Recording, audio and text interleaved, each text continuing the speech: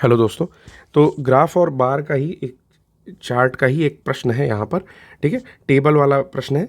क्या लिखा हुआ है कि भारत में 2010 से 2017 के मध्य फसलों का उत्पादन और इसके बारे में जो जो फसलें हैं वो दिया हुआ है। सारा कैलकुलेशन टन्स में किया हुआ है। ठीक, इतना डेटा पढ़ने के बाद आप ये जान जाइए कि ये जो प्रश्न आया हुआ था ये 2021 के पीईटी के परीक्षा में आया हुआ था। तो आप देख सकते हैं कि पीईटी की परीक्षा भले से क्वालिफाइंग है लेकिन प्रश्नों का स्तर उसमें ठीक है। तो बिना डरे इस ग्राफ के प्रश्न को हम लोग टेबल के प्रश्न को सॉल्व करेंगे। चलिए देखते हैं पहला प्रश्न क्या पूछा है। कह रहा है कि इनमें से किस फसल में 2013 से 17 के मध्य उत्पादन में लगातार वृद्धि दर्ज की गई, यानी कि जब से शुरू हुआ है तब से लगातार वृद्धि दर्ज की गई है। तो हम लोग एक बार गौर करते हैं कि 210, लकीली हम यहाँ पर चलते हैं, यही दिमाग में आया। तो 210 में देखा 220 हुआ, 222 हुआ, 45, 315, 400, 445। ठीक है, तो हम लोग यहाँ पर एक तो देख लिए कि आलू होना चाहिए। ठीक है, जिसके 2013 से लेकर के 2017 के मध्य इसमें वृद्धि है। लेकिन इसके अलावा कोई और फसल, क्योंकि ऑप्शन में आलू है नहीं, तो कोई और देख लेते हैं। तो ये तो घट भी रहा है, ये नहीं हो सकता, ये भी घट रहा है, नहीं हो सकता। इसको देखते हैं, ये शायद सही ऑप्शन हो सकता है। तो यहाँ पर बाजरा जो है वो सही ऑप्शन है। क्यों? क्योंकि 1110 से 1160, फिर 1450 और 1460, यानी कि ये लगातार बढ़ रहा है। इस प्रकार हम लोग बाजरा को आंसर करेंगे और बिना कुछ सोचे आगे बढ़ जाएंगे। ठीक है, फिर अगला कहता है कि 2010-11 से 2016-17 की अवधि में आलू का औसत उत्पादन कितना है। तो 2010-11 से शुरू कर रहा है और 16-17 तक, यानी कि टोटल का औसत उत्पादन पूछ रहा है। तो देखिए इस बार चार्ट का यानी कि ग्राफ का सबसे बड़ा विशेषता ये होता है कि आप इसमें डायरेक्टली ऐड कर सकते हो। आप अगर 3 अंकों का ऐड डायरेक्ट कर सकते हो तो सबसे बढ़िया है, नहीं तो अब मैं आपको एक एक अंक का ऐड करके बता रहा हूँ।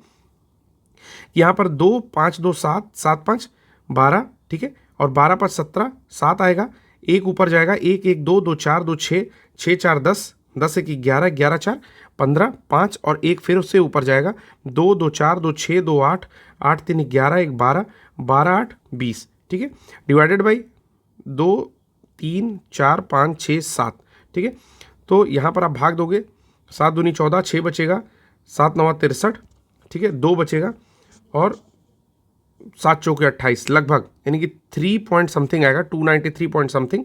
अब इसमें देख लेते हैं कौन सा ऑप्शन है। ऑप्शन ए जो है यहाँ पर आ रहा है, तो इसको बिल्कुल करेक्ट करके आगे आप चल देंगे। दूसरा तरीका जोड़ने का एक बार और बता दे रहा हूँ, थोड़ा सा हो सकता है वो टफ हो जाए लेकिन परीक्षा में आपको लाभ करेगा। देखिए ये 200, इसको काउंट करिए, इसको भी 200 काउंट करिए, इसको भी 200 काउंट करिए, इसको भी 200, इसको 300, इसको 400, इसको 400। ठीक है, तो 4 4 8, 8 3 11, नहीं आप ऐसे डायरेक्ट काउंट करो, 4 4 8, 4 12, 4 16, 16 3 17, यानी कि 1700 तो ये आ गया। ठीक है, कंफर्म है, माइंड में रखे रहो। फिर आपका आता है 45, 15, 60 और फिर से 45, यानी कि 105 और 105 और 50, 105 और 50 हो जाएगा आपका 155 और 155 और 2 157, यानी कि 157 इसमें और ऐड कर देना है। तो ये 1900 था। ठीक है, क्योंकि ये 3 था। ठीक है, तो 157 और ऐड कर देना है, तो फिर से आपका वैल्यू वहीं पहुंच जाएगा जहां से हमने शुरू किया था। ठीक है, तो ये भी एक तरीका हो सकता है डायरेक्टली ऐड करने का। चलिए अगला देखते हैं क्या प्रश्न पूछा हुआ है।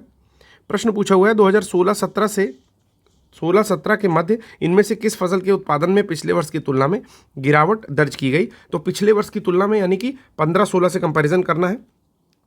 ठीक है, याद रखेंगे चार्ट को कभी गंदा नहीं करेंगे, वो मैं समझाने के लिए इस पर टिक कर दे रहा हूं, लेकिन चार्ट को कभी गंदा नहीं करेंगे। तो यहां पर गिरावट दर्ज करनी है पिछले वर्ष से, यानी कि इन दोनों में किस में गिरावट हुई है। तो आप देख सकते हैं एक इसमें गिरावट हुई है, एक इसमें गिरावट हुई है, एक इसमें गिरावट हुई है। ठीक है, तो आप देखते हैं ऑप्शन में क्या क्या है।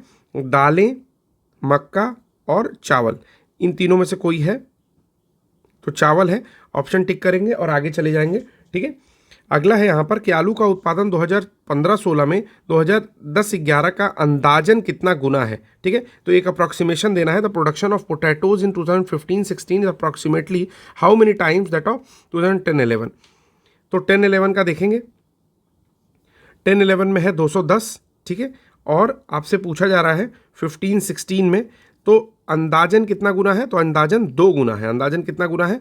2 गुना है, लेकिन अंदाजन 2 गुना है। ठीक है, लेकिन जब ऑप्शन में आपको 1.90 और 1.82 भी दिया है, तो हम लोग ऐसे नहीं सॉल्व करेंगे, यानी कि ऐसे जनरली तो मार सकते थे 2 अगर यहाँ पर 4 और बाकी चीज़ें दी होती, लेकिन जब इतने क्लोज ऑप्शंस हैं तो अप्रॉक्सीमेशन नहीं करेंगे, सीधे हम लोग 210 को 400 से डिवाइड करेंगे और 100 से करेंगे।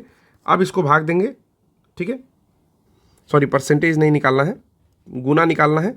तो ऐसे समझो कि 210 से डायरेक्टली भाग दो, 21 से कम 21 बचेगा 19, ठीक है, और 21 सत्ते 21 नवैया 189, ठीक है, तो आ जाएगा 1.9 और ऑप्शन बी जो होगा वो करेक्ट हो जाएगा। अगला चलते हैं, गेहूं उत्पादन में किस वर्ष के दौरान गिरावट दिखाई दी? तो देख लेते हैं गेहूं उत्पादन में कब गिरावट दिखाई दे रही है। तो एक तो गिरावट ये दिखाई दे रही है, फिर एक गिरावट ये दिखाई दे रही है,